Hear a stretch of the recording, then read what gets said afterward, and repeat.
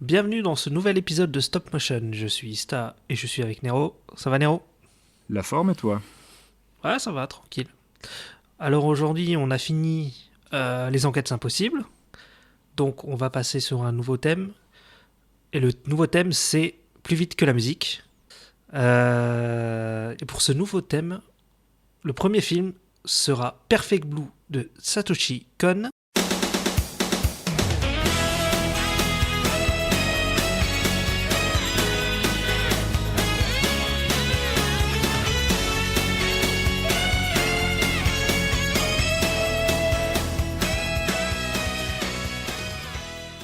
Pour ce film, pour Perfect Blue, aujourd'hui je vais faire un trigger warning, parce que des thématiques difficiles traitées dans le film vont être abordées et peuvent heurter la sensibilité de certaines personnes.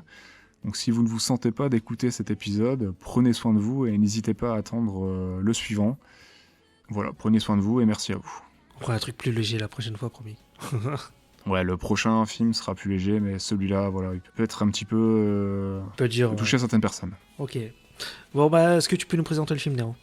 Allez, on passe au film en quelques mots. Donc aujourd'hui, nous abordons Perfect Blue, ou Pafekutoburu en VO. Désolé pour mon japonais. Tu l'as bien dit. J'espère que je ne ferai saigner les oreilles de personne. Attends, c'est Perfecto Boru, c'est ça? Alors, Bien dit, Pafekutoburu. non? Ah, Pafekuto Boru. Je Ok. ne sais pas comment on prononce ces accents. Donc, désolé. Je sais pas non plus. Ah, mais après, ça va faire accent raciste, donc... C'est pas le but, hein, désolé, c'est pas le but. Donc, film d'animation japonais sorti en 1997. La réalisation est assurée par Satoshi Kon, le papa de Paprika et de Tokyo Godfather notamment. La production est assurée par le studio Madhouse, connu notamment pour Vampire Hunter D, Bloodlust, Ninja Scroll et également Paprika. Et dernièrement, il me semble que c'est eux qui ont fait One Punch Man. C'est possible, j'ai pas regardé les séries qu'ils avaient produites, uniquement quelques films. Bah, la première saison, celle qui est stylée. D'accord, ok. J'ai juste vu quelques épisodes, j'ai pas regardé la série. Enfin, très très peu du coup. Ok. Pour ce qui est du synopsis, donc, nous avons Mima, chanteuse et idol, ça se passe au Japon, qui décide de quitter son groupe Cham afin de se lancer dans une carrière d'actrice. Troublée par un certain nombre d'incidents, elle va commencer à perdre pied, puis douter de sa réalité. Ouais, bah, c'est bien résumé. Ah bon, si ça te convient. Parfait. Ah, très bien, ouais. Ça, on ne dévoile pas trop. Ah, il a un plot assez simple de base, hein. C'est dans la réal que ça va commencer à se compliquer, mais on va vite y arriver. Ouais. Si ça te convient, on peut passer un peu à la prod. Ouais, vas-y, Commencer, les infos que t'as chopées. On va commencer par parler un petit peu, en quelques mots, du regretté Satoshi Kon, décédé malheureusement en 2010. Ouais, il a fait que 5 films, je crois. Alors, on peut direct en parler. Il a réalisé 4 films et une série télé, Ah oui, c'est ça. mais a travaillé sur plein d'autres projets. Il me semble qu'il avait un projet prévu en 2010 qui est jamais sorti, un truc comme ça. Ouais, il y a toujours un film actuel qui est... Alors, d'après les infos que j'ai trouvées, on va commencer par la vite fait, si tu veux. Ouais. Il y a 20 minutes qui ont été en partie réalisées, mais non bruitées, rien du tout. Du coup, c'est que 20 minutes d'animation pure, le début du film, il me semble. Mais il n'y a rien derrière, quoi. Donc, je pense pas que ça sortira un jour. Mhm. On aura peut-être accès un jour à ces 20 minutes, hein, dans un, je sais pas, un coffret Blu-ray bonus d'une ressortie d'un de ces films, mais... Est-ce que Madhouse sortira le film un jour? C'est étonnant que c'est pas fuité sur internet, tu vois. Du coup, c'est un spécialiste, le fameux spécialiste que j'ai écouté en interview, qui en a parlé. Mhm. Mais j'ai vu très peu d'infos précises à au sujet du film en préparation. Et puis j'ai pas trop cherché d'infos sur ce film, hein. Je me suis vraiment concentré que sur Perfect Blue, principalement. Ouais, bah, le podcast, c'est là pour faire Blue, de toute façon. Donc il y a peut-être un peu plus d'infos à creuser, mais bon, voilà, apparemment, il y a très peu de choses de réalisées et de concret sur ce film. Donc, voilà, on ne sait pas si Madhouse sortira le film un jour, mais vu le peu de temps qui a été réalisé, bon, ça serait pas vraiment un film de Satoshi Kon, quoi, si c'était le cas. Ouais, en plus. Du coup, Monsieur Konz, de son surnom, mangaka en premier lieu, il fait ses débuts avec Toriko en 85, puis Kaikizen en 90. Toriko, c'est le cuisinier? Non, Ah, je ne sais pas du tout. C'est un manga qui est paru pendant ses études. je confonds peut-être. et Opus, qui est un manga du coup inachevé. C'était son dernier, quoi, je suppose. Je ne crois pas que Non. ce soit son dernier. Si, il me semble que c'est son dernier parce qu'après il est passé à la réalisation. D'accord, ok. Donc avant de passer à la réalisation, il a travaillé quelques légendes de l'animation et du manga pour la première du coup, parce qu'il a travaillé Katsuhiro Otomo, qu'il assiste à la technique sur le manga Akira en 82, donc on parle du manga papier, hein, pas le film d'animation, qui le forme ensuite aux techniques d'animation sur Runjing Z, qui est un OAV sorti en 1991, pour ensuite passer sur le segment du film Magnetic Rose du film Memories, où il est chargé du design, du layout et du scénario, ainsi que des décors. Ouais, parce qu'il s'est mémorisé, il me semble que c'est trois courts-métrages, enfin, on va dire, court-moyen-métrage, et il y en a de lui, quoi. C'est ça, Ouais. qui forme du coup qui forme l'ensemble du film. Ouais, c'est ça. Il a ensuite travaillé avec une autre légende, Mamoru Yoshi, où il était chargé des layouts de Patlabor 2. Pour celle-ci, j'ai pensé à toi, Ista. Savais-tu qu'il avait travaillé sur Jojo Bizarre Adventure ? Quoi ? Non, je suis pas du tout au courant de ça. Ah. Il a travaillé sur des OAV, il a mis en scène l'épisode 5, Ah, et je crois que c'est Ouais. ceux des années 90, je crois que je vois ce que c'est. les OAV des années 90, oui. Ok, d'accord, ok, je connais, je les ai en DVD. Et il a scénarisé et storyboardé les épisodes 8 à 13. Ah, d'accord, ouais, c'est marrant ça. Donc quand tu les reverras, tu pourras te dire qu'il y a un petit peu de cons dans ces films, dans ces OAV. C'est marrant. Sur le coup, je pensais pas qu'il y aurait un lien avec Jojo, mais ouais, ok, Bah comme quoi, comme quoi. des liens tout le temps. Tout Après- est lié. Tout est lié. Après, l'anime récent est quand même mieux que les OAV des années 90. Mais... Ok. J'ai juste vu des extraits des OAV de 90 à peine. Hein. J'ai surtout vu la première arc, c'est ça, de la dernière série, Ouais, première partie, ouais. qui était cool. On parlera de Jojo à la fin. Ouais, pourquoi pas. Allez, avec plaisir. Ouais, parce qu'il y a des news dessus. Ah, ça tease, ça tease. Allez, t'as vu, qu'est-ce que je disais ? Tout est lié, tout est lié. Et oui, forcément. On parle de Jojo et j'avais prévu de parler de Jojo déjà. C'est parfait, j'aime bien ce genre de choses. Ouais. Alors, Cons aimait avoir un maximum de contrôle sur ses films, de la pré-production à la commercialisation. Multicasquette et talentueux, donc il occupera régulièrement les postes de réalisateur, scénariste et celui de chara designer. Donc c'est quelqu'un qui a énormément de talent, qui touche à beaucoup de choses. Il me fait un petit peu penser à Cameron, où j'ai appris qu'il était aussi très très talentueux dans plein de domaines différents Ouais, sur il ses touche à films. beaucoup de trucs. Ouais. Ah, c'est le Cameron de l'animation en fait, un peu Satoshi On Kon. pourrait peut-être dire ça. Quelqu'un de très très impliqué dans énormément d'aspects de son film et Ouais, c'est vraiment son projet, quoi. C'est son truc. ça se ressent. Ouais. Ça sent Il le tra- mec qui est très, tu sais, très carré, qui veut vraiment Carré. son truc Mm. parfait, qui soit comme il l'a dans sa tête, etc. Enfin, je pense qu'il était comme ça, quoi. De ce que j'ai vu un peu en interview, en making-of, il a l'air très porté sur le contrôle. Il veut vraiment... Bah voilà, de toute façon, c'est ce que je parlais ouais. juste il y a quelques secondes. Hein, Mm. il aime vraiment avoir un regard sur tout, et il travaille sur beaucoup d'aspects, notamment Ouais. le storyboard, le scénario, tout ça. C'est lui qui a choisi la voix de l'actrice, du personnage, il me semble aussi. Mm. Personnage principal. Il fait attention à énormément de facettes, et il fait aussi confiance à certaines personnes, parce qu'il a quasiment travaillé... donc sur ses projets, il a quasiment travaillé tout le temps avec la même équipe. Ouais. Donc, ce qui lui a permis plus aisément de pouvoir s'appuyer sur les compétences de chacun, parce qu'il savait qui était apte à lui fournir le travail dont il avait besoin. Quoi. Ouais, Il savait à quoi s'attendre, et Ouais, il faisait confiance. je pense que c'était... Ouais, je pense que ça fonctionnait bien comme ça. Hein. J'ai pas vu ces 3 autres films encore, mais si c'est du niveau de réel de Perfect Blue, bah, on est sur du très très lourd. Ouais, c'est clair. Donc je disais un peu plus tôt qu'il avait travaillé sur 4 films et une série. En 97, Perfect Blue. En 2001, Millennium Actress. Mhm. En 2003, Tokyo Godfather. En 2004, Paranoia Agent, donc la série en 13 Ça, épisodes. c'est la série. Ouais, ok. Et Paprika pour terminer en 2006. Ah oui, ça, c'est Paprika, c'est le dernier en fait. C'est le film qu'on m'a le plus recommandé de sa part. Ouais, c'est peut-être le plus connu, peut-être le plus mainstream aussi, je sais pas, mais en tout cas, c'est celui qui a inspiré Inception de Nolan, qui le Ouais. cite.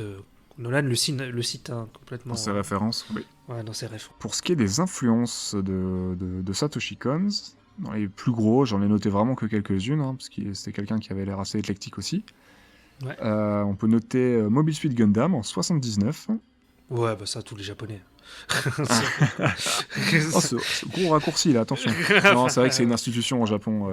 Au Japon, oui, laisse tomber. Mais apparemment, ça l'a pas mal influencé, tout comme Slaughterhouse 5 de George Roy Hills en 72.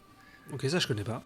Moi non plus. Enfin, de nom, mais je n'ai jamais vu. La Cité des Enfants Perdus, de Marc Caro et Jean-Pierre Jeunet, 95. Ah ouais, pas Ouais, mal, hein. Eh, les Français, t'as vu?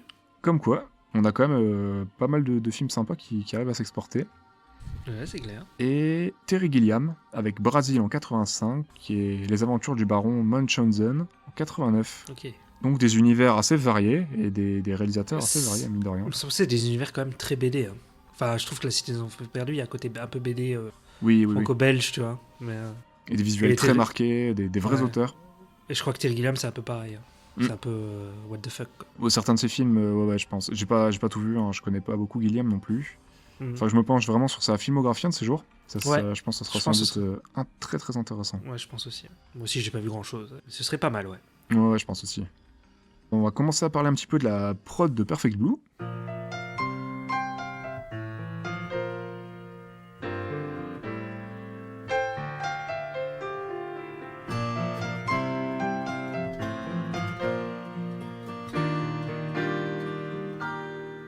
Alors, donc Perfect Blue.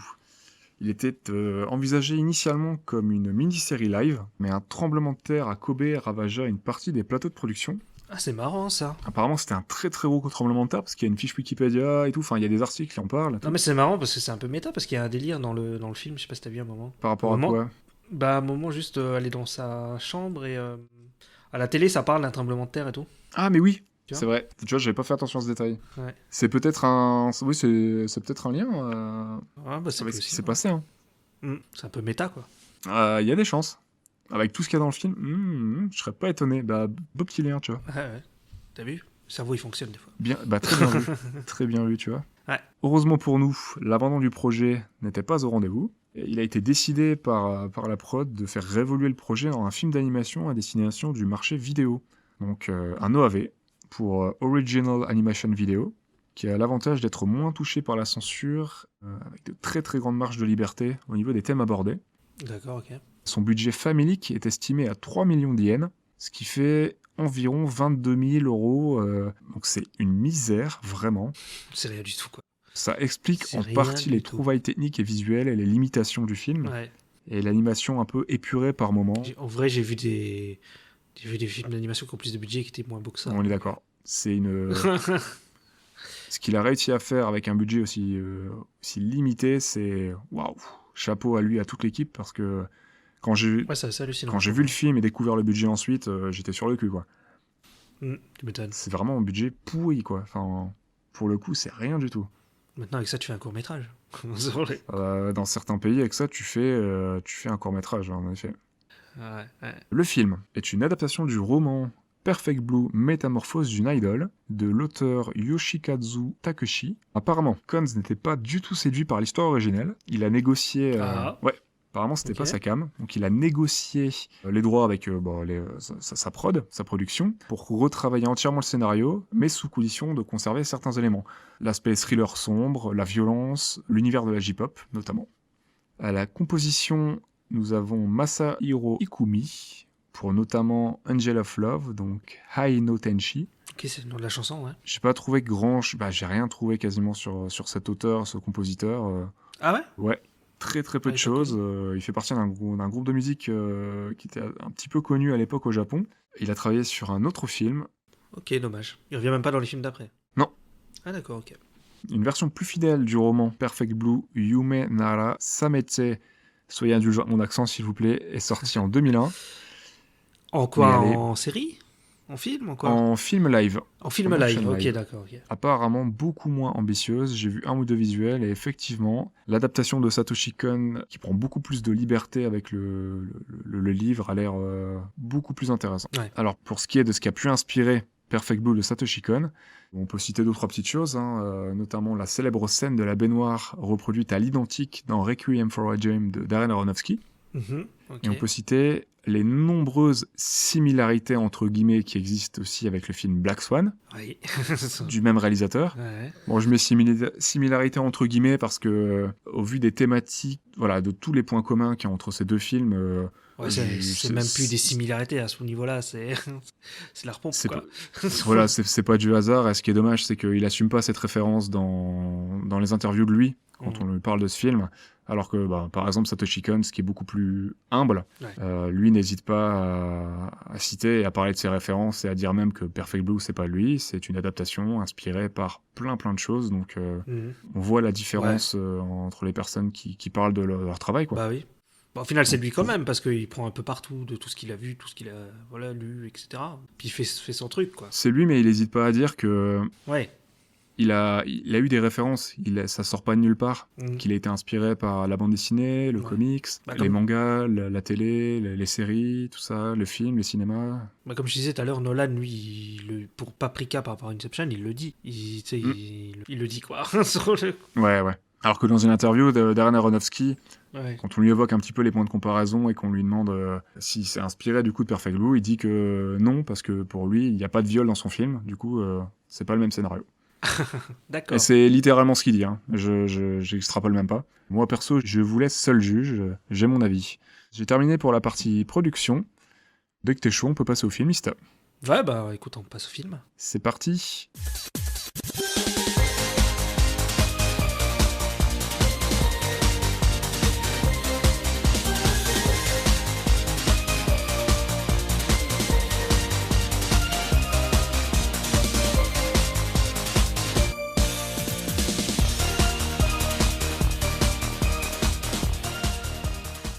Le film, il commence avec des Power Rangers. Et sur le coup, moi, parce que je l'ai en Blu-ray, le film. Quand j'ai lancé le Blu-ray, en fait, j'avais pas compris que c'était le film. J'ai cru que c'était une pub pour un autre animé au début. Ah, d'accord. Tu vois, ça a commencé, je vois des Power Rangers et tout. Je fais, c'est quoi ce manga là, je connais pas. Est-ce que Madhouse ont peut-être produit aussi des films avec des Super Sentai, des films de Super Sentai? Ouais, c'est possible. Je sais pas. Il y a des super-héros et des trucs comme ça en animé, ouais, donc c'est possible. Non, voilà, ça commence par ça. Bon, en vrai, ça, on s'en fout un peu. Hein. C'est un leurre, hein, c'est une fausse piste. Hein. Apparemment, c'est récurrent. Voilà. Cons, il fait souvent ça. Ah ouais? Apparemment, il fait ça dans 2 autres films, mais je les ai pas vus. Mais apparemment, commencer par une petite fausse piste, c'est ce qu'il fait.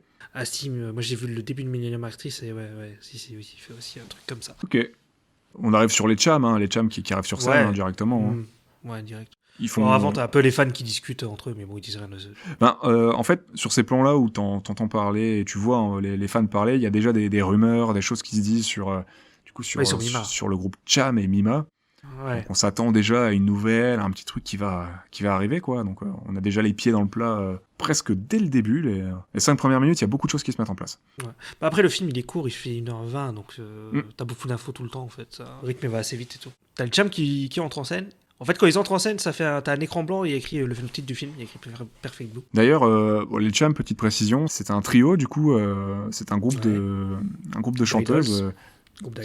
Qui est des idols, voilà, c'est une petite institution au Japon où des maisons de prod montent des groupes. Bon, ça se fait pas qu'au Japon, mais le terme d'idols, c'est vraiment, je crois, typiquement japonais, si je dis pas de bêtises. Si, c'est japonais. Après, on a eu un peu ces concepts-là aussi en France, hein, mais je sais que, voilà, d'après les infos que j'ai vues, parce que je connais peu ce milieu, donc je me suis renseigné un petit peu pour l'occasion, et c'est vraiment des groupes montés pour faire de la thune, quoi. C'est des groupes assez éphémères. Ils sont toujours très jeunes, ils sont toujours 15-16 ans, des trucs comme ça, maximum, quoi. Là, elles sont très infantilisées, elles sont habillées elles ont des petites robes très jeunes, très courtes.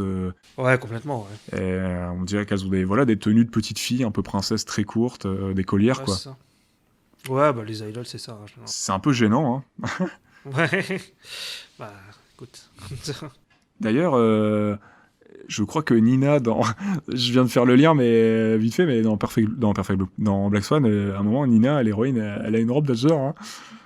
Ah ouais? Ouais, elle a une robe rose un peu comme ça. Ah, c'est possible. Enfin bref, je vais arrêter de faire des parallèles avec ce film. Ouais. Ça peut être une bonne idée. Je pense pas non plus. T'as beaucoup de montages parallèles dans le film. Hein. Donc là, t'as le premier, où tu la vois un peu dans le train aller faire ses courses, et en même temps, tu vois le concert, en fait. Beaucoup de raccords dans le mouvement, ouais. Ouais. Tu la vois au supermarché, sur scène.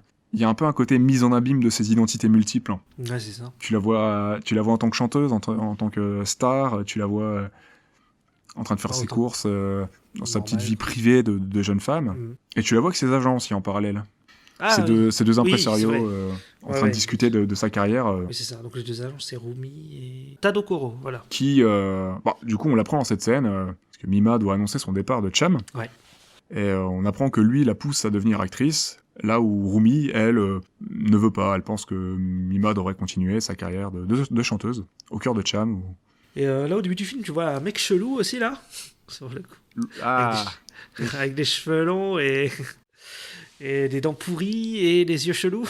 un visage un peu déformé, hein. C'est peu de le dire. Il est vraiment à part, quoi, le bonhomme. Et tu vois qu'il fait une fixette sur Mima, parce qu'il il met ses mains comme s'il faisait un appareil photo, et il la regarde comme ça, tu vois. Tu vois Oui. qu'il fait une fixette. Le fameux plan où tu vois Mima au creux de sa main, Ouais, c'est ça. qui est pour moi clairement qui annonce les prémices de la suite des événements, hein.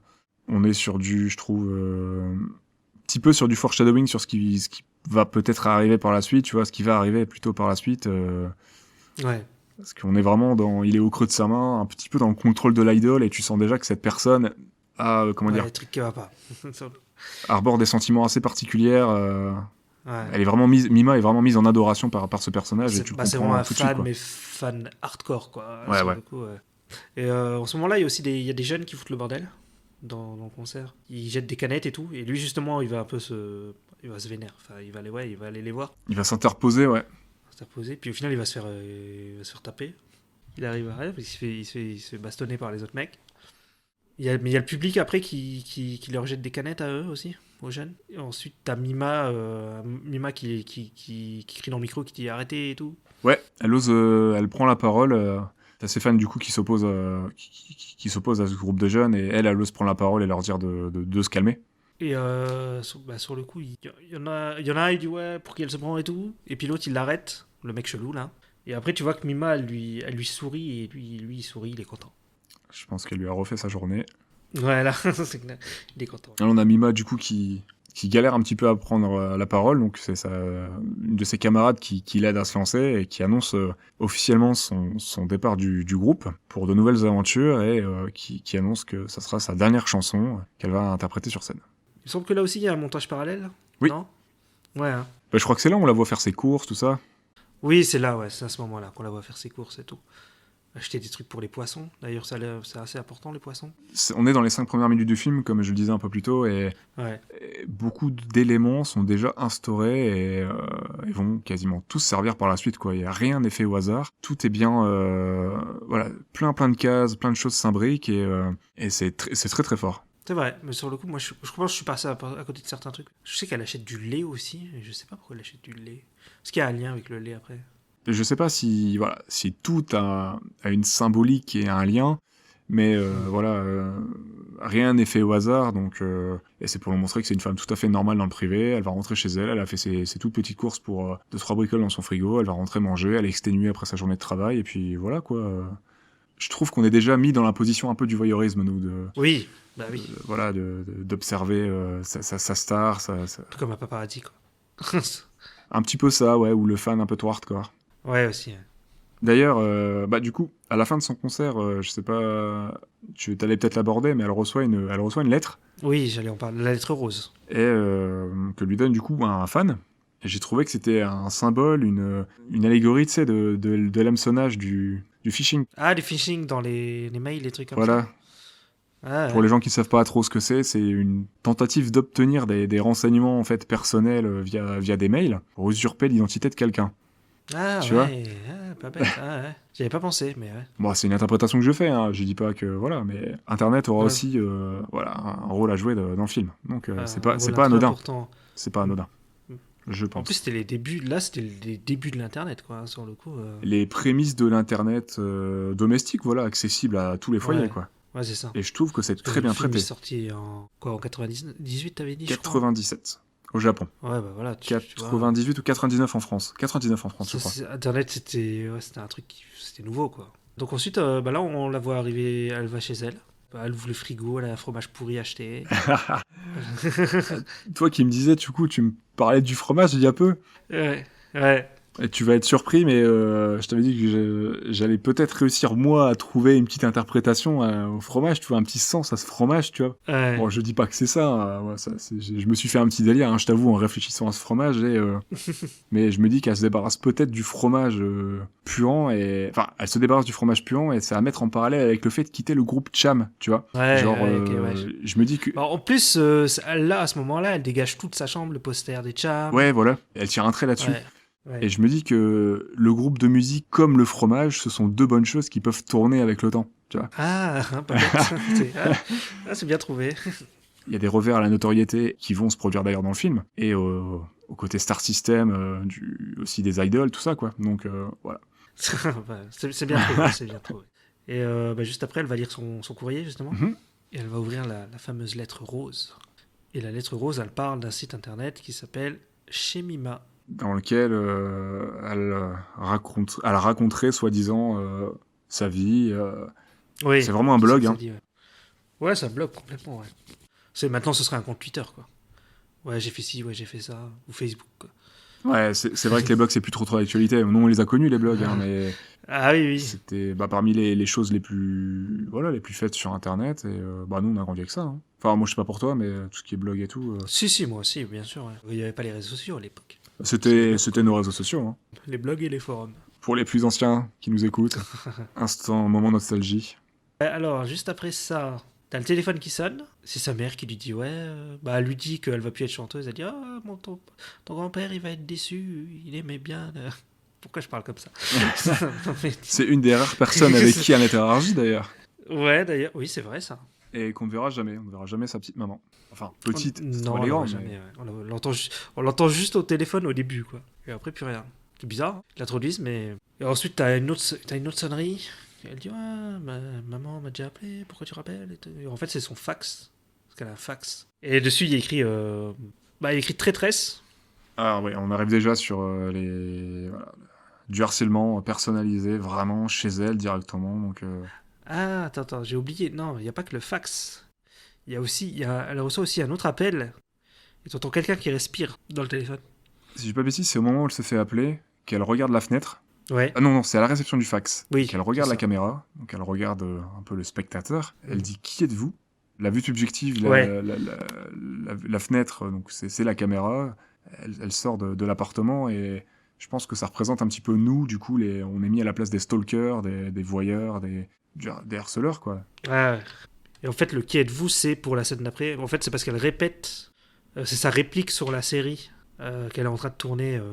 Parce que là, elle est embauchée comme actrice, mais en fait, elle a juste une réplique, c'est qui êtes-vous, quoi. Ah, il y aura vraiment des liens constants entre ce qui se passe dans la série qu'elle tourne et ce qui se passe dans sa vie, concrètement.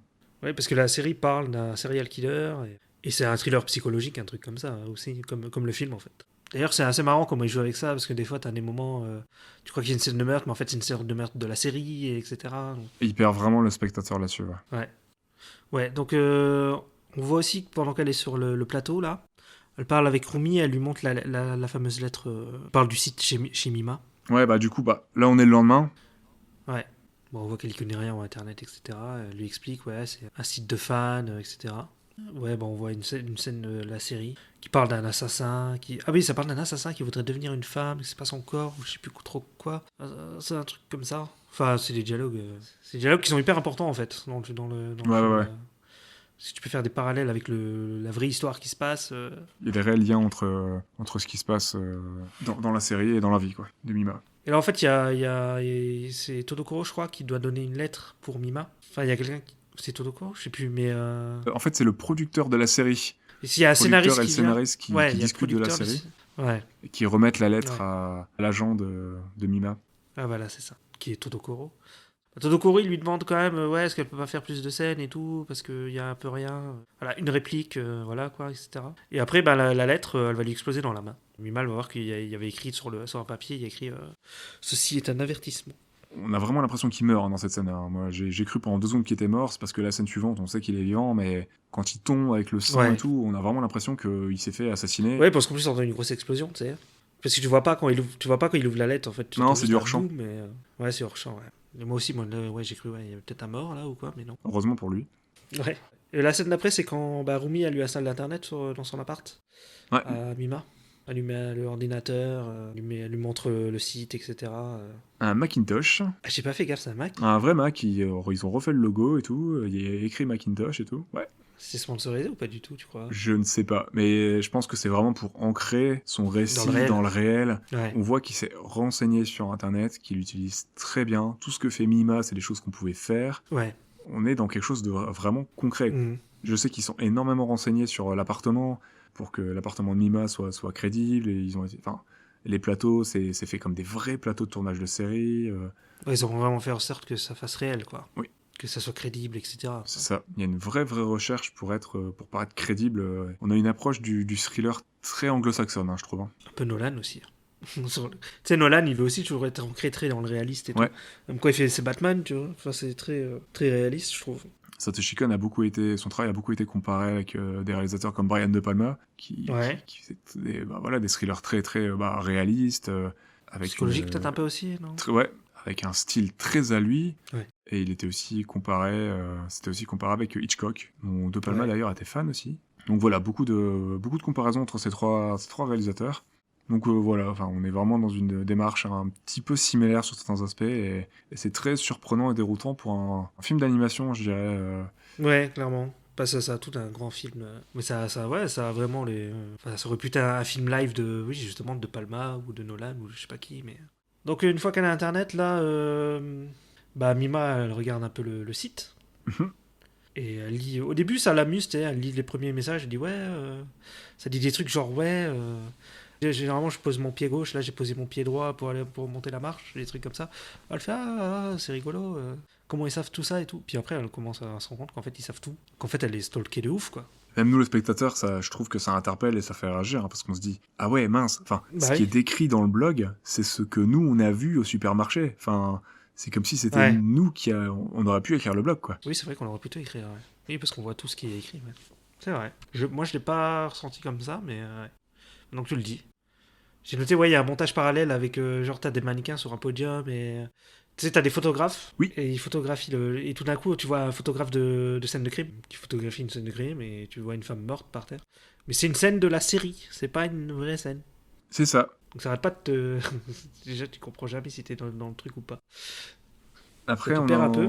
c'est des éléments qui reviennent aussi en dehors de la série, c'est ça qui est fort, quoi. Tout. Parce que la Ouais. photographie, ça va être abordé dans pas Oui. longtemps. L'image de la femme, c'est aussi au cœur du film, à travers le mannequinat, tout ça. Le Mm. meurtre aussi, enfin, c'est que des thèmes constamment récurrents qui reviennent. Ouais. En fait, il installe les thèmes dans la série et puis après ça vient après, etc. Alors j'ai noté qu'il y a Rumi qui râle parce que Mima n'a que 3 scènes. Elle veut qu'elle ait un nouveau scénario, etc. Ensuite, t'as Mima qui. Oui, donc en fait, là, Mima, tu sais, tu la vois aller vers. Elle se balade, enfin, elle va vers son travail. Et tu vois qu'elle flippe justement parce qu'elle se rappelle de ce qu'il y avait écrit sur le site internet. L'histoire du pied droit, du pied gauche, etc. Là. Quand elle sort du métro, Ouais. Quand elle sort du métro, etc. Et ça commence à la faire flipper bien, sur le coup. dans ce fameux métro, on commence à avoir des jeux de miroirs, des jeux de reflets dans les vitres qui vont être récurrents.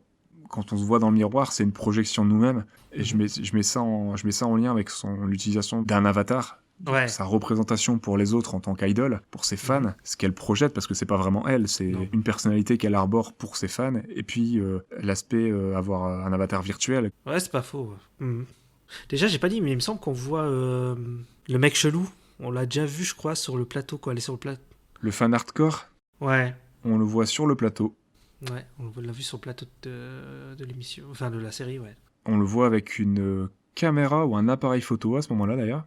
Et là, justement, là où on en était, parce qu'elle flippe et elle court jusqu'à son boulot. Et il me semble, il est là, il y a toute une foule là qui dit ouais, Mima et tout. Et en fait, elle répond pas. Elle flippe et tout, elle répond pas et elle rentre dans le bâtiment direct. Juste devant le cabinet de l'impresariat, en fait, le cabinet de ses Ouais, agents, c'est donc ça. là où elle va quasiment tous les jours faire le point, quoi. Et elle monte dans l'ascenseur et justement, il la regarde. Il sourit là. C'est creepy, hein. Ça commence à devenir malsain et Ouais, à c'est mort. chaud, là. Bon, elle va voir Rumi. Rumi lui donne un nouveau scénario. Et juste après, je crois, ouais, c'est ça. Il y a la fameuse discussion sur une scène de viol. Donc, t'as Rumi qui dit non, faut pas qu'elle la fasse, etc. Et t'as l'autre, donc Todokoro, Todokoro. Bah, lui qui veut absolument qu'elle le fasse, etc. Et qui est convaincu que cette scène sera bénéfique pour la carrière de Mima. Et je pense par la sienne aussi, par extension. Hein.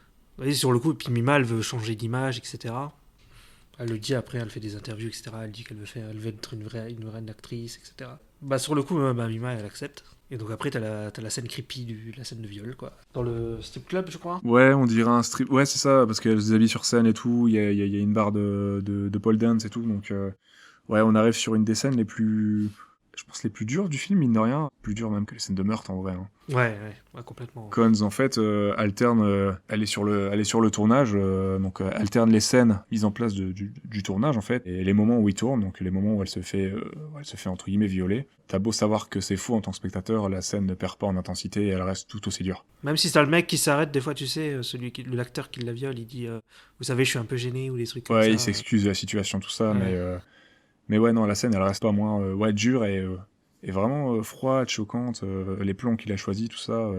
Et t'as Rumi qui le supporte pas. Elle pleure et elle s'en va, en fait. Par contre, Todokoro, lui, il reste. Ouais, j'ai pas été étonné. Bah non, sur le coup. Que Rumi, pendant depuis le début, elle la protège sur ça, par rapport à ça, etc. Elle essaie de la protéger. Et ouais, là, ça le supporte pas, quoi. Expérience difficile qui ne va pas laisser Mima indemne, contrairement à ce qu'elle laisse paraître. En fait, dès qu'elle sort, elle dit ça. Elle dit ouais, ça va, sur le coup. Et là, quand elle rentre chez elle, il y a ses poissons qui sont morts. Oui. Et elle pète un câble. Elle a jeté ses draps, les trucs comme ça. Et elle voit une autre Mima dans le miroir qui lui parle. Commence de nouveau à revoir le jeu de reflets. Oui, sur le coup, ouais.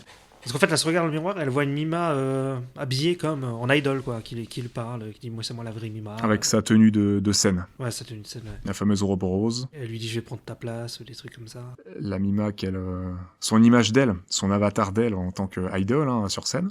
Ouais. Et on arrive à une des scènes les plus cultes du film. C'est laquelle? La scène de la baignoire. Ah, c'est à ce moment-là? C'est juste après, oui. Bah, je l'ai pas noté.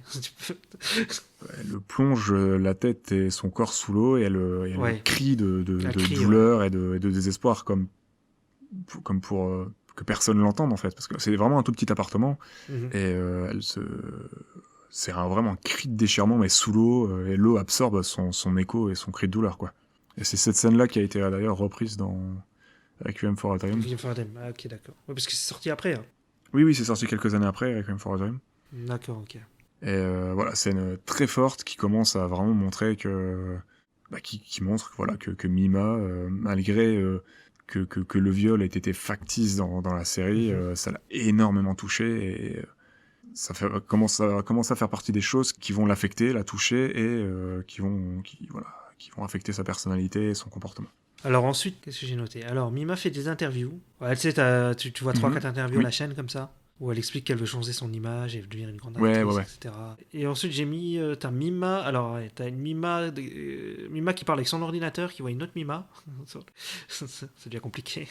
Petit à petit, il y a des pièces qui se mettent en place pour qui servent à nous perdre un petit peu. Hein. Ouais, complètement. Et je crois qu'il la Mima là dans les making-of, il l'appelle la Mima virtuelle. On dirait parce qu'après elle sort de l'ordi et tout. Et là, ça fait partie des petits éléments qui commencent à devenir un petit peu fantastiques sur les bords, mais qui peuvent être des projections de la vraie Mima. Ouais. On peut se dire, voilà, c'est quelque chose qu'elle se projette elle, qu'elle s'imagine et que nous, on voit en fait tout simplement. Donc, ça joue sur ce flou-là. On n'est plus trop sûr de ce qu'on voit ou de ce que Mima voit. Ouais, c'est ça. Ouais, ça commence on a l'impression que ça part sur du fantastique. Ouais. J'ai cru qu'il allait y avoir une direction fantastique du film. Ouais, ou des esprits ou un délire comme ça. Finalement, ce serait des illusions, si j'ai bien compris. Parce qu'il parle plusieurs fois d'illusions dans le film. Tu sais, quand on voit les scènes dans les séries. Ouais. Ils y font référence. Ouais, elle sort de l'ordi, puis après tu la vois partir par la fenêtre. La Mima virtuelle. Et s'engage une petite course-poursuite à travers la ville, si je ne dis pas de bêtises. Non, il n'y a pas de course-poursuite là. C'est pas à ce moment-là qu'elle poursuit... Une course-poursuite là. Il n'y a pas un moment où elle... Si, parce que il me semble qu'elle se balade un petit peu dans la rue et qu'elle la suit en pleine nuit, il me semble, non? Ah, c'est possible, je sais plus là sur le coup. Mais je me trompe peut-être, j'avance peut-être un peu. Ouais. Mais il me semble qu'il y a cette scène-là, mais bon, si je me trompe, hein, désolé. Ouais, c'est pas grave. Bah après, t'as la scène... Alors, t'as la scène avec le scénariste qui arrive sur un parking, qui se gare sur un parking. Tu vois la scène là? Oui, je vois. Il entend de la musique, dit ouais, c'est quoi la musique là et tout. C'est une chanson des Cham d'ailleurs que t'entends. Tu vois qu'en fait c'est une radio qui était dans l'ascenseur, ce qu'il appelle l'ascenseur. Et donc ouais, il ouvre l'ascenseur, il y a juste une radio posée là. Cette scène-là, elle est vraiment bien. Je l'aime beaucoup, la scène du parking, là, comme ça. Elle est bien flippante. Il y a une ambiance qui s'instaure et tout. Ouais. On est vraiment dans du thriller, là. Tu sais que ça va piquer, là, pour la personne qui est là. C'est très film d'horreur, ça. Hein. De toute façon, les meurtres dans les parkings, sur le coup. Bah, du coup, c'est une des premières scènes qui m'a fait penser au mouvement, au giallo. C'est quoi ça? Tu sais, le mouvement principalement italien de films Ok, je connais pas. qui mélange l'horreur, le thriller à l'érotisme. D'accord, ok. Avec d'ailleurs quasiment tout le temps des féminicides dans leurs films. Hein. Donc le meurtre de la femme va revenir un peu plus tard dans Perfect Blue, un peu plus tard dans le film. C'était assez populaire, hein, je sais pas, dans les années entre 60 et 80. Ouais, 70, je pense, un truc comme ça. Tu connais peut-être, il y a 2 gros réalisateurs qui sont fait connaître avec ça, Dario Argento. Argento et Mario Bava. Je connais 2 noms, Dario Argento, mais j'ai jamais vu ces films. Ouais. Mais ouais, ok. Bah, c'est parmi certains de leurs films, il y a Suspiria d'ailleurs. Ok. La BO de Suspiria, je l'aime beaucoup. C'est une tuerie. Il y a d'ailleurs eu un remake en 2018. Ouais, mais je crois qu'il est pas terrible, non? Je l'ai pas vu. Ok, ça d'accord. ça m'a pas tenté. Mais du coup, ça fait partie des réalisateurs qui ont aussi un peu inspiré des films comme Halloween de John Carpenter et tout. Les meurtres au couteau, sur des jeunes femmes, tout ça. Voilà. Des films un peu noirs, avec un petit peu d'érotisme, de nudité, tout ça. Ouais, bah Halloween, il y a ça. Hein. Il y a complètement ça.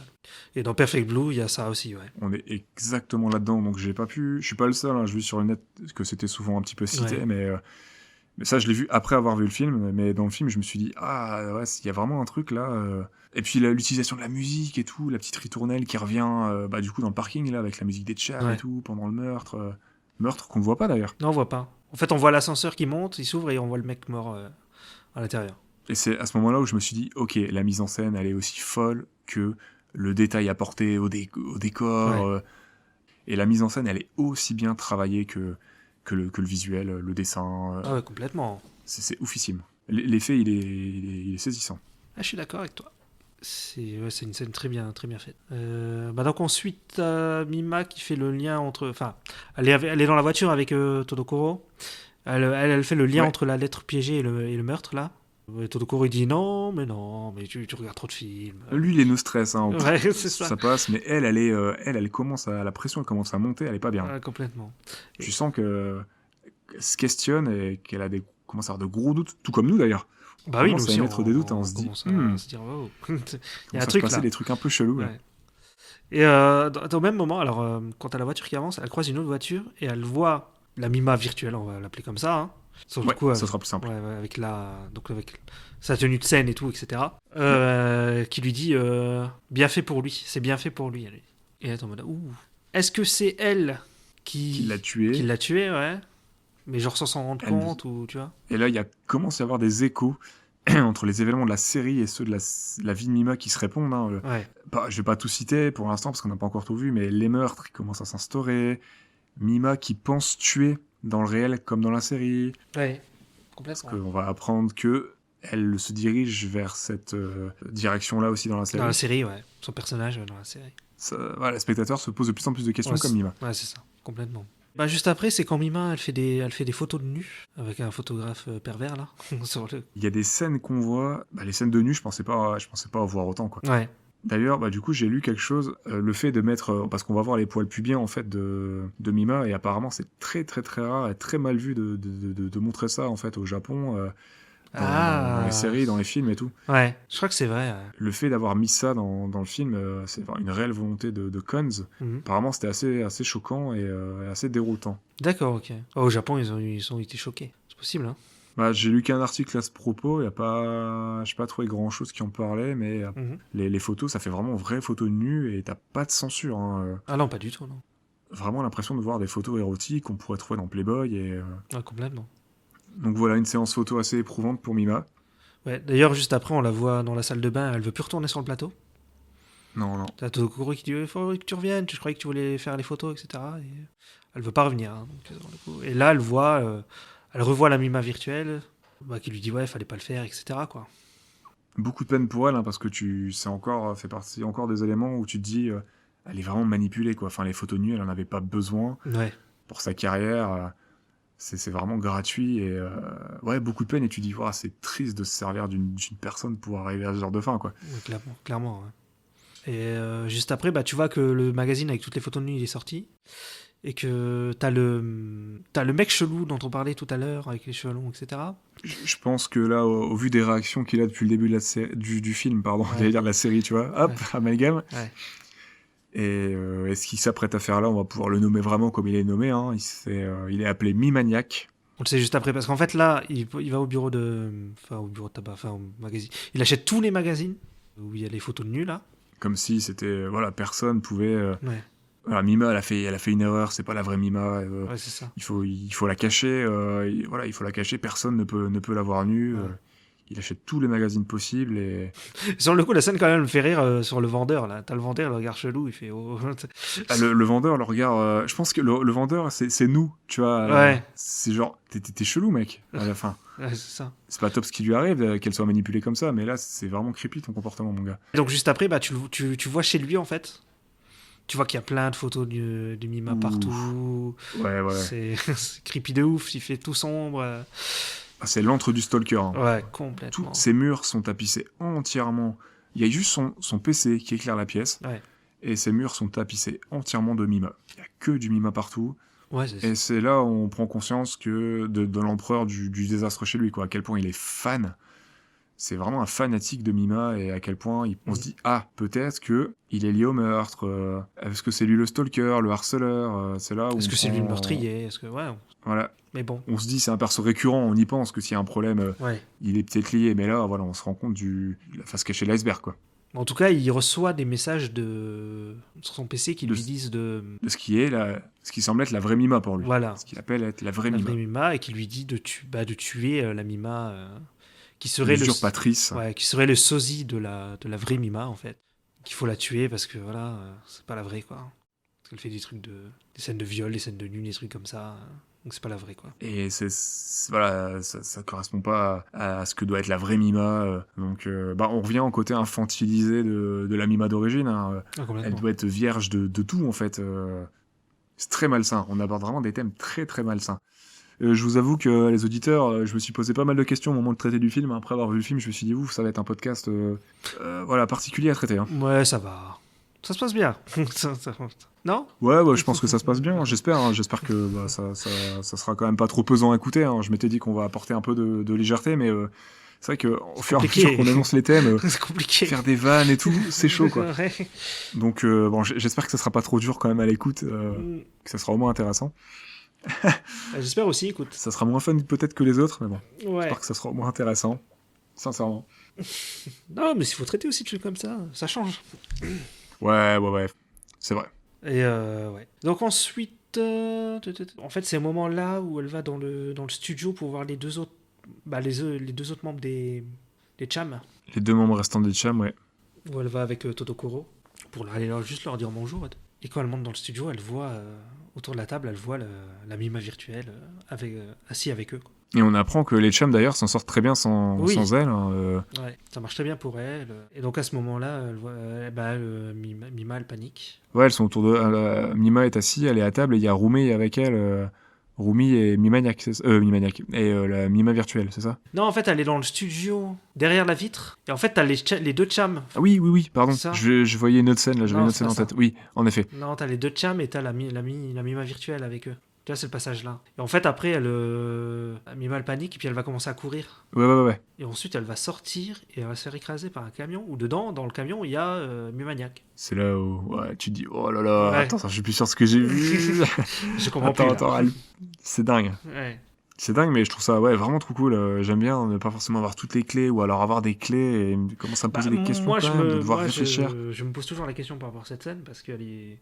J'ai l'impression qu'il n'y a jamais eu de justification par rapport à cette scène, sur le coup. Ouais, parce que c'est elle qui a pu voir Mimaniac et finalement Mimaniac n'était pas là, parce qu'on sait pas, c'est pareil, s'il il apparaît vraiment sur le plateau ou pas, on commence à se poser des doutes, quoi. Ouais. On sait qu'il existe, mais est-ce qu'il est là tout le temps ? Ouais, peut-être pas.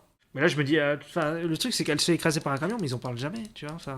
Non, ils en parlent jamais. Et puis, je pense que quand c'est de son point de vue à elle, on peut douter des fois de la présence de Mimaniac, là où quand c'est du point de vue extérieur, ouais. Par exemple, quand il achète les magazines sur elle et tout, oui, là, il n'y a pas de doute, ça, il le fait vraiment, tu vois. Ouais, je crois aussi. Oui, c'est possible que cette scène-là, c'était un rêve, en fait, sur le coup. Ouais, elle a pu éventuellement l'imaginer, ça peut peut-être juste être un routier qui a perdu le contrôle de son véhicule, hein, qui l'a pas vu, par exemple, tout simplement, quoi. Ouais, mais le truc, c'est qu'elle se réveille, elle a rien du tout. Tu Oui, sais. on n'est plus sûr de ce qu'elle vit, est-ce que c'est un cauchemar, est-ce qu'elle a vraiment vécu sa journée, est-ce qu'elle a eu une absence, tout simplement, Ouais. une perte de mémoire. Là, ça commence à devenir compliqué. Ouais. Sur le coup, elle se réveille, ça sonne à la porte et c'est Rumi qui lui parle du site internet, il lui dit ouais, faudrait pas, etc. T'as une scène comme tout à l'heure en extérieur avec l'autre actrice, au même endroit, etc. Et Ouais. elle a un flash, elle se réveille sur le coup. Et t'as Rumi qui revient sur le. Donc là, tu commences à être bien perdu. Tu te dis, oh, ça part un peu en couille là. À ce moment-là, t'as un Mima qui casse sa tasse, tu sais, pour voir si elle saigne, si elle est Ah oui, réelle, la etc. tasse lui explose les mains, ouais. Ouais, elle lui explose les Donc mains. elles ont une certaine proximité, toutes les deux. Bah, c'est sa confidente, hein, aussi, hein, clairement. On Ouais, le c'est voit clairement depuis sa le début, confidente. Elle est tout le temps avec elle, même sur le plateau, elle est avec elle. Ouais. Alors juste après, t'as la scène avec le photographe de nu qui regarde la série télé. Et là, on sonne à sa porte. Il ouvre la porte, il y a un livreur de pizza. Et là, t'as une scène de meurtre, quoi. T'as le livreur de pizza qui sort un tournevis. Enfin, je sais pas ce que c'est, mais c'est un genre de tournevis. Je sais pas comment ça s'appelle. Et qui lui plante Il dans me semble l'œil. que c'est un tournevis aussi, ouais. Ouais. Et qui lui plante dans l'œil. Et tu vois qu'en fait, la personne qui va le planter, et tout, bah, c'est Mima, en fait. Et là, on se dit, ok, d'accord, donc est-ce qu'elle a vraiment basculé ou pas? À ce moment-là, j'étais dans le est-ce qu'elle rêve ou pas? Bah, pour moi, j'étais dans c'était elle, tu vois. C'était elle pour moi, à ce moment-là. Meurtre très violent d'ailleurs. Ouais, il est très très violent. Et j'ai vu qu'il y a une des jaquettes du film, c'est ce passage-là. Je trouve ça un peu con. Ah, ok, Sur pourquoi le pas? coup. Ah ouais, c'est... ouais. Je sais pas sur quels critères ils voulaient vendre le film, ou pas le vendre, hein, mais bon. Ouais, c'est un peu dommage de choisir cette scène pour le vendre. Ouais, pour dire, regardez, il y a du sang, c'est adulte et tout. Je sais pas. Peut-être qu'en termes d'OAV... Ouais, peut-être. Ouais, donc elle le tue. Et donc Mima, là, elle se réveille. Et t'as Todokoro qui l'appelle et qui dit, ouais, il y a le photographe qui est mort, etc. C'est la panique. Et elle va voir que dans son placard, elle a les habits du livreur de pizza avec du sang. Dans un petit Dans un sac. petit sac, ouais. Mm. Ah ah. C'est pour ça, moi, j'étais en mode, c'est elle, tu vois, à ce moment-là. Et là où tu dis, ah, ça pue, est-ce qu'elle déraille ou pas? Ah, mon Dieu. Ouais. Mais tu sais que voilà, que le photographe est vraiment mort. Alors, est-ce qu'elle a été manipulée? Est-ce que c'est vraiment elle? Je sais pas, j'étais en mode, est-ce qu'elle a été droguée? Je sais pas. En fait, j'avais de la peine pour elle, et j'étais en train de me dire, non, j'espère que c'est pas vraiment elle. Non, elle est cool, Mima. Enfin, t'as envie qu'elle s'en sorte, t'as Bah ouais, pas c'est envie ça. qu'elle Ouais, tu finisse dans t'attaches à ces elle, quoi. travers-là. Bah ouais. Et ouais, voilà, elle est touchante, elle est attachante. T'es touché par ce qui lui arrive. Tu fais, mince, non, la pauvre, elle veut juste être actrice, c'est tout ce qu'elle prend. Oh la vache. Bah ouais. Ouais, ouais, bah oui, mais moi non plus, j'ai pas envie. Mais j'étais en mode, ah, c'est elle. Mais bon, après, il va y avoir un twist quand même. C'est pas la fin du film. Hein. Il reste. Non, on n'est pas encore à la fin du film. Après, il reste 20-30 minutes, on est quand même proche de la fin. Ouais, j'ai mis Mima est en train de perdre la boule comme nous. Sur le Bah, c'est le cas, hein, vraiment. Ouais, bah oui. Parce qu'on comprend plus rien. Cons, il gère bien ses billes, hein, parce que là... Ah ouais, t'as le c'était cerveau vraiment, en fumée hein, à ce moment-là. Puis c'est pas tu fini dis, attends, encore. Hein. j'ai vu ça, et tout, et non, il en reste encore. Ouais. Voilà. Parce que juste après, t'as une scène où c'est une scène de la série où elle doit faire avec un faux acteur mort, tu sais, qui a plein de sang aussi en chemise et machin sur une table. Oui. Et pareil avec un même tournevis, quoi. Ah bah, de toute façon, voilà, quoi, histoire de nous perdre encore Ouais. plus, de la perdre elle. Voilà. Et après, là, en plus, tu vois le mec sur la table se réveiller, tu vois que c'est le photographe mort. Et là, elle se réveille. Ça fait au moins 4 ou 5 la fois qu'elle pauvre. se réveille. Ouais. Mais en fait, quand elle se réveille, c'est une scène de la série à ce moment-là. Il y a de quoi péter un boulon, hein, je serais à sa place. Je sais pas ce que je ferais, en vrai. Ouais. Et là, ils expliquent, en fait, le twist de fin de la série, que c'est une personne qui a une double personnalité, je crois. C'est ça, hein, c'est un truc comme ça. Ouais, bah d'ailleurs, je crois que la docteure Mm. de la série avec qui elle intervient de temps en temps, elle doit être psychologue ou psychiatre, je crois, dans la série, si je dis pas de bêtises. Ouais. Donc, bah voilà, ça fait encore une fois écho à la vie de Mima. D'ailleurs, elle confond l'actrice avec le fait qu'elle soit docteur dans la série. Elle lui dit, Oui, aussi, ouais. et bah l'actrice lui dit, non, mais c'est cocotte, la série elle est finie, je suis actrice, je suis pas docteur, hein, Ouais. c'est Caro, là. Ouais. Ah bah ça, c'est juste après, parce que là, c'est la fin du tournage. T'as tout le monde qui applaudit, qui fait bravo et tout, c'est fini. Et ouais, c'est juste après, ils se croisent dans le couloir, en fait. Tu sens qu'elle est un peu hors du temps parce que tout le monde applaudit. Ouais. t'as un turnaround de la pièce où tu vois un peu tout le monde, voilà, content à la fin du tournage, les félicitations, tout ça. Et elle, je crois qu'elle est un peu désarçonnée, elle est un peu sonnée. T'as Ouais. l'impression qu'elle sait pas où elle est, ce qu'elle doit penser. Et Ouais, mais nous, on est un peu pareil. Nous, on est complètement dans le même délire. Hein. ça se trouve, tu dis, bah, elle rêve encore, c'est pas Ouais. possible. C'est ça. Est-ce qu'elle est vraiment actrice? Ouais, pourrais te poser cette question aussi, ouais. Bien sûr. Et sur le coup, j'ai bien aimé ce qu'elle lui dit, l'actrice, justement, qui joue la psy. Elle lui dit, n'oublie pas une chose, une illusion ne peut pas se matérialiser. Important. Et ouais, c'est important. Parce que par rapport à la Mima virtuelle, il y a un délire après, à la fin. Et là, t'as Mimaniac qui arrive. Parce que tout d'un coup, Mima se retrouve tout seul dans les couloirs. Bah, voilà, on est dans de la scène un peu classique du thriller, mais je trouve qu'elle est... Bah, la mise en scène, elle reste géniale, quoi. Mais là, tu te dis, ok, ça pue, t'es toute seule. Tu te dis, ouh, attends, la pression, elle monte là. Ouais, et tu vois Mimaniac qui arrive, qui veut la tuer, quoi. Ouais, ça dérape. Ouais, elle essaye de la Là, ça tuer, de la dérape. violer.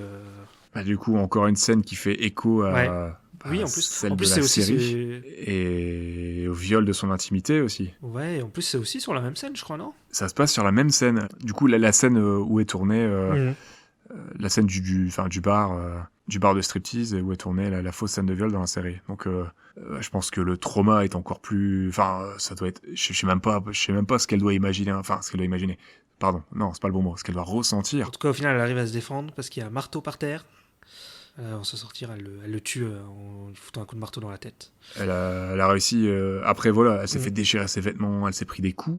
Enfin, ça doit être. Ouais, elle est super forte. Là, Mima, elle reprend le dessus. Malgré la scène, malgré ce qui est en train de se produire, voilà, elle sert vraiment de sa force et c'est là où tu dis ouais, vas-y cocotte, défonce-le, vas-y, il faut que tu t'en sortes, tu peux pas finir comme ça, C'est nul. c'est mort, C'est nul si ça dégomme-le finit et il faut que tu t'en sortes. Ouais. Donc voilà, elle arrive à s'en sortir, elle se débarrasse de Mimaniac. Bah non, parce qu'après, alors après, t'as Rumi qui la retrouve et qui la voit. Elle fait ah, qu'est-ce qui t'est arrivé, tu t'es fait agresser, etc. Elle veut lui montrer le corps du Mimaniac et quand ils arrivent au niveau de la scène, il n'y a plus personne.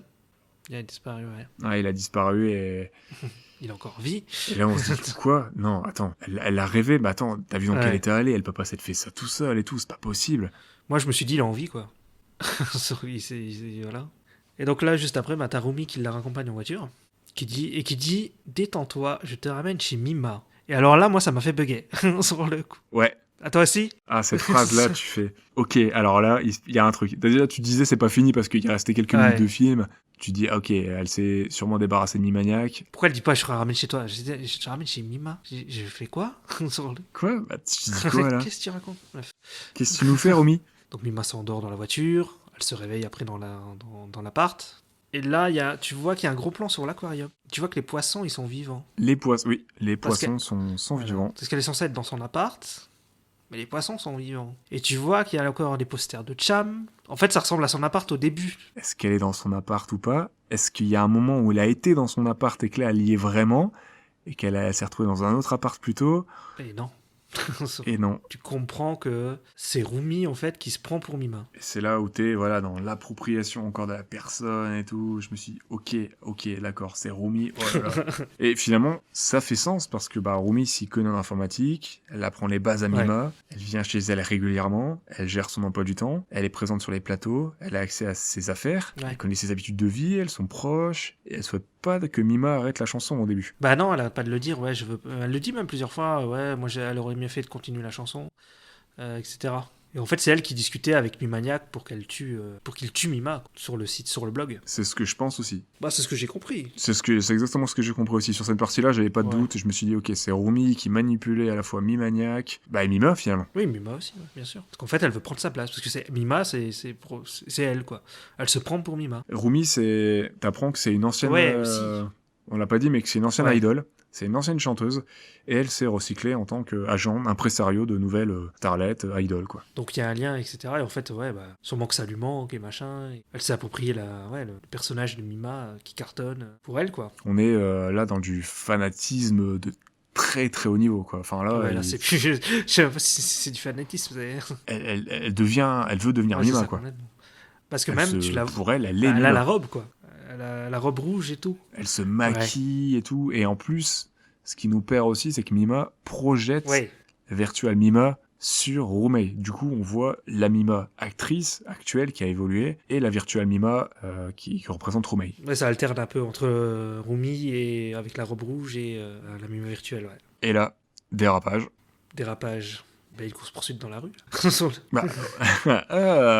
Rumei essaye de la tuer dans son appartement. Ouais, complètement. Ouais. Elle se fait blesser grièvement et course-poursuite continue en fait dans la rue. Ouais, une grosse course-poursuite dans la rue. Il n'y a personne dans la rue. Hein.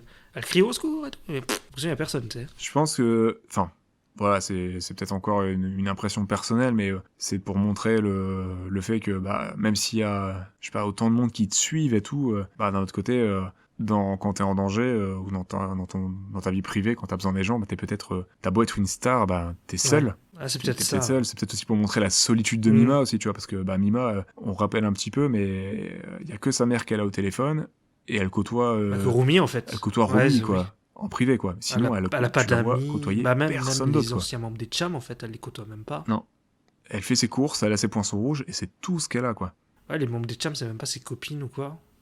Ils ont même pas de... Tu la vois pas... pas de scène ensemble. Tu la vois pas sortir avec des membres du cast pour aller s'amuser, boire un verre après une journée de tournage et tout. Ouais, non, elle a personne. Quoi. C'est vrai. Rumi essaye de la buter. Ils arrivent à un moment, ils arrivent en bas. Parce que c'est un peu en hauteur au début et tout. Et Elle se fait poignarder 2 fois. Ouais, quand même, ouais. Mima... Et après, t'as un moment... donc elle est très mal en point. À un moment, elle arrive dans une impasse. Rumi, en voulant l'attaquer, en fait, elle casse une vitre. Elle se perfore l'abdomen. Ouais. En se penchant par le prisme de l'élan, en fait, elle casse la vitre, elle s'empale.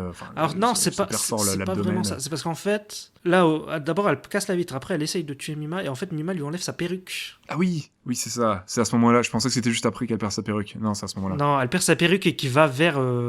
qui traverse le niveau de la vitre, quoi. Et quand elle veut la rattraper, elle se plante dans le verre, en fait. De la vitre. Parce que sa perruque fait partie de son personnage. C'est ce qui l'aide physiquement aussi à incarner la vraie Mima. Et après, elle se perce de l'abdomen. Elle va vers la route. Sur le coup, il y a un camion qui arrive à fond. Et elle, je sais pas, elle a envie de se faire écraser. On sait pas trop. Mais tu sais, elle se met devant, puis elle lève les bras, tu sais. Je sais pas. Après, moi, j'ai vu que, tu sais, comme ça faisait des mires, ça faisait un peu showbiz, tu vois, spectacle. Ouais, j'ai vu ça, en fait. Donc, sacrifice, suicide. Ouais. Ça ressemble un peu au début, quand t'avais l'écran titre Perfect Blue, tu vois. Du coup, à ce moment-là, d'ailleurs, t'as un fondu au blanc, juste avant qu'elle se... Ah, comme par hasard. Exactement. D'ailleurs, ce fondu au blanc, qui montre la mort d'un personnage, il est repris dans Black Swan. J'en dis pas plus pour ceux qui voudraient voir Black Swan, mais... à ce moment-là, t'as Mima qui va la sauver, quand même. Qui, voilà, après s'est fait poignarder 2 fois, harcelée, manipulée, etc. Elle est trop gentille, elle a trop bon cœur. Ouais, c'est tout à son honneur. Hein. Elle va la sauver. Bon, après, ils sont blessés par terre et t'as quand même le chauffeur du camion qui s'arrête, qui dit appelez une ambulance et tout. Bon gars, bon réflexe, quand même. Ouais, sur le coup. Parce que voilà, suivez, faites comme lui si vous arrive des trucs comme ça. Ne fuyez pas. Non, ne fuyez pas. Si, t'as un message du ministère de l'Intérieur. Du ministère des routes. Ministère des routes, des transports. Et bon, après, t'entends juste les sirènes. Et après, on arrive à la fin du film. Où tu vois Rumi, c'est quoi? Elle est dans un asile psychiatrique? C'est quoi ça? On dirait un asile psychiatrique. On est dans un... On est sûr d'être dans un hôpital où elle va être soignée, traitée. Et tu vois que Mima, elle est derrière la vitre et qu'elle la regarde. Et elle dit elle veut pas la voir. Parce que t'as un docteur, il dit vous voulez aller la voir? Et il dit non, pas directement. Je pense pas qu'elle va aller me voir, etc. Vaut mieux, je pense. Ouais, je pense que vaut mieux aussi. J'aurais dit pareil, moi, à sa place. Non, je vais rester au chaud derrière la vitre. Ouais, il vaut mieux pas. Parce que bon, elle se prend toujours pour Mima. On le voit, Rumi, je crois qu'elle se regarde dans un miroir et elle fait je suis Mima, et trucs comme ça. Mais le docteur, il dit des fois, elle redevient elle-même, etc. Donc, elle a un genre de dédoublement de la personnalité ou je sais pas quoi. Des fois, elle se prend pour Mima, des fois, elle est normale, tu vois. Ouais, elle a l'air d'osciller entre sa projection de Mima, ce qu'elle veut être, ce qu'elle pense être, et puis la vraie Rumei, quoi. Et là, t'as Mima qui monte dans sa voiture et qui dit « C'est moi, la vraie Mima », et c'est fini. Dans son rétroviseur, donc encore dans une vitre, au travers d'une vitre. Ah oui, dans un reflet, c'est vrai. Et là, est-ce que ça interpelle ou pas? Est-ce qu'on se dit c'est bon, c'est vraiment elle? Ou est-ce que ça épaissit encore un peu le mystère? Est-ce que Satoshi Kon essaye de nous perdre encore un peu? Pour moi, c'est quand même elle, la vraie Mima, sur le coup, je pense. Moi aussi. Je me suis accordé pour dire que c'était la vraie Mima, mais... Il y a peut-être des théories qui disent... Ouais, J'ai pas été voir. notamment est-ce qu'au final, est-ce que c'est une chanteuse qui veut devenir actrice ou l'inverse? C'est quelque chose qui revient souvent dans les Ou une propositions. actrice qui veut devenir chanteuse Ouais, à la place. ouais. Pourquoi?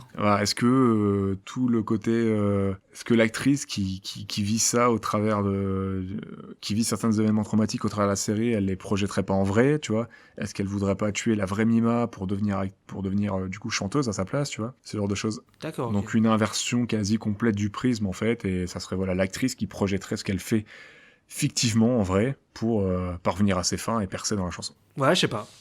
On peut le voir comme ça. Après, moi, je le prends comme le me raconte le film, en fait. Je l'ai pris vraiment en mode elle veut devenir actrice, quoi. Bah, moi aussi, parce qu'il y a vraiment des choses qui sont.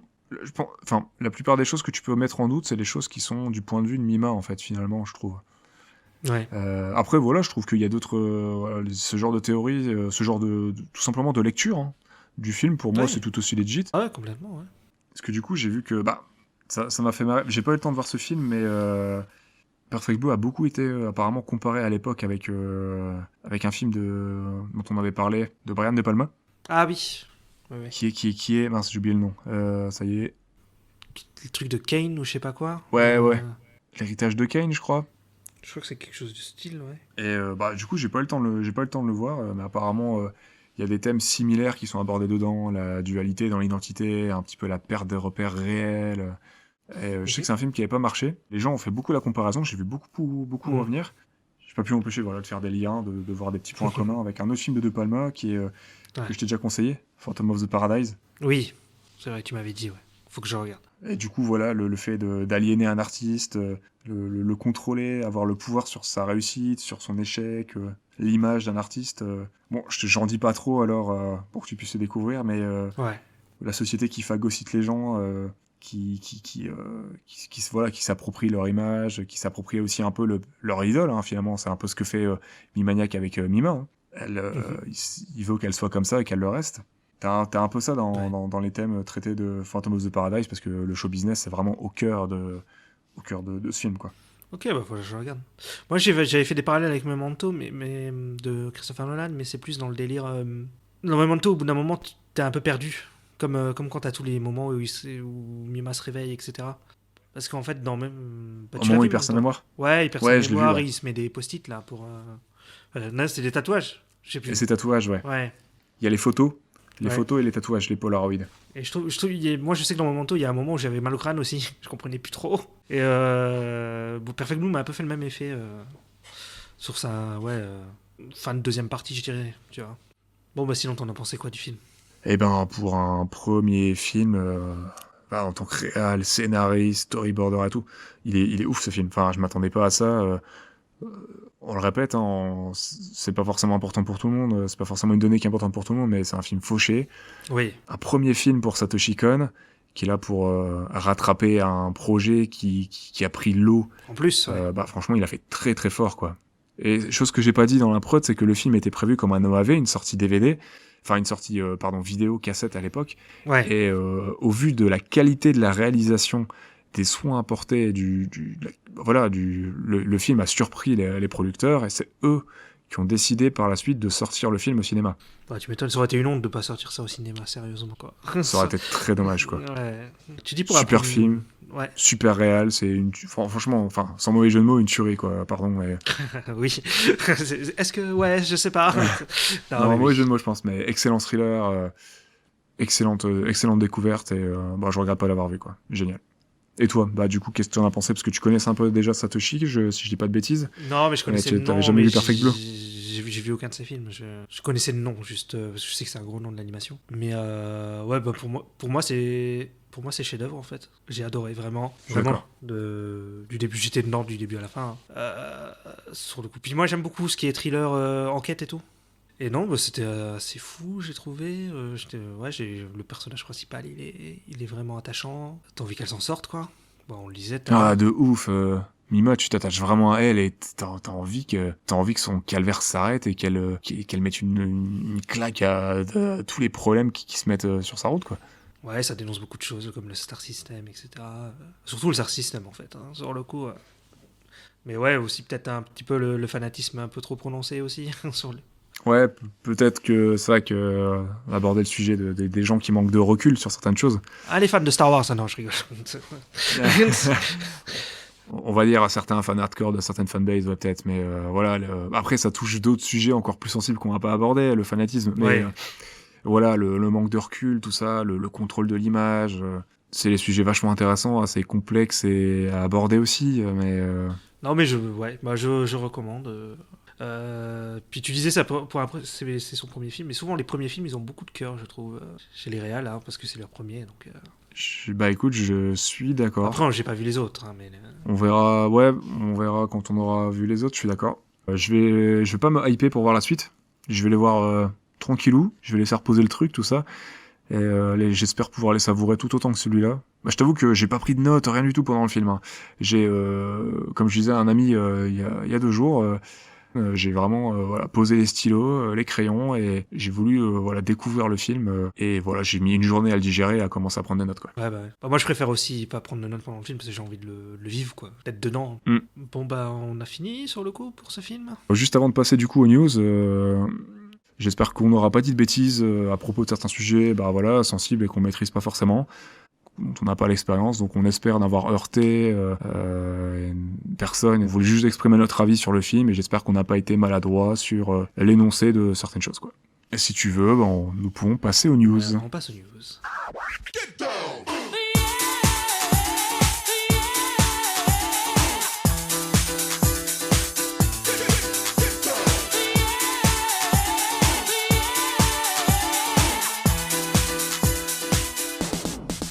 Alors, t'as le studio Laika.